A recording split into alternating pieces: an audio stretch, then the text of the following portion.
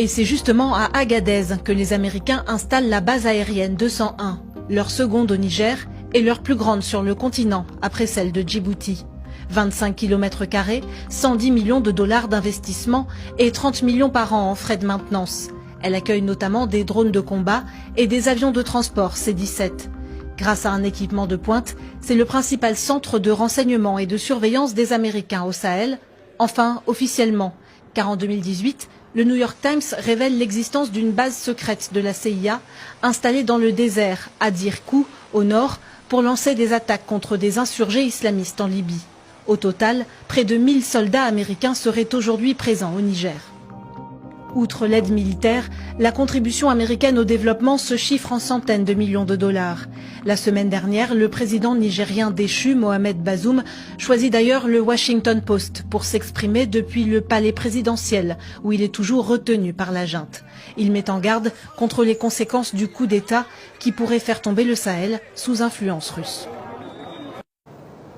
Oui, les Américains participent très activement aux négociations parce qu'il faut comprendre que pour Washington, le Niger, le pays est crucial en Afrique. Certains l'ont décrit comme un rempart démocratique contre deux menaces. La première menace, c'est la montée des groupes djihadistes dans la région et au Sahel. Et la seconde menace, c'est l'influence grandissante de Wagner et de la Russie, là aussi dans la région. C'est pour cela que les Américains ont cherché depuis 10-15 ans à renforcer leurs liens avec Niamey. On estime qu'entre 2012 et 2021, 500 millions de dollars auraient été dépensés par les Américains en armement, en équipement militaire avec le Niger. Plusieurs programmes humanitaires sont aussi financés par Washington.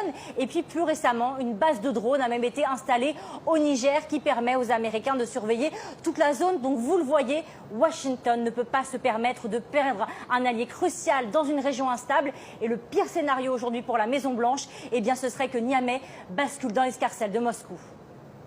Kathleen Fitzgibbon, c'est le nom de la fonctionnaire qui devrait effectivement occuper le poste d'ambassadrice à Niamey. Elle est actuellement numéro 2 de la diplomatie américaine à Abuja. Elle n'a pas été nommée hier matin. En réalité, son nom a été proposé par Joe Biden dès le printemps dernier. Comme la législation l'impose ici aux États-Unis, elle a été confirmée par le Sénat le 27 juillet dernier, c'est-à-dire le lendemain du putsch de Niamey. Et c'est précisément cela qui va alimenter les commentaires des spéculateurs, évidemment. Soyons parfaitement clairs, en débarquant Mohamed Bazoum, les militaires nigériens n'ont clairement pas gagné des points auprès de Washington, ça c'est une certitude. Le Pentagone est attaché de son côté à sa base militaire au Niger, mais pas au point de renier les principes fondateurs de la démocratie américaine, encore une fois, en offrant une quelconque forme de crédit public aux putschistes, évidemment.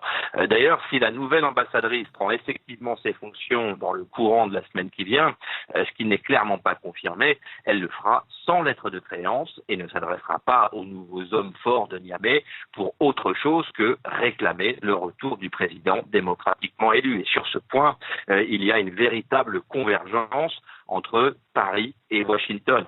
Même si effectivement les méthodes américaines et françaises ne sont pas strictement les mêmes dans leur mode d'expression, le fond reste commun. Ils exigent le retour du président Bazoum et le retour de la démocratie au Niger, tout simplement.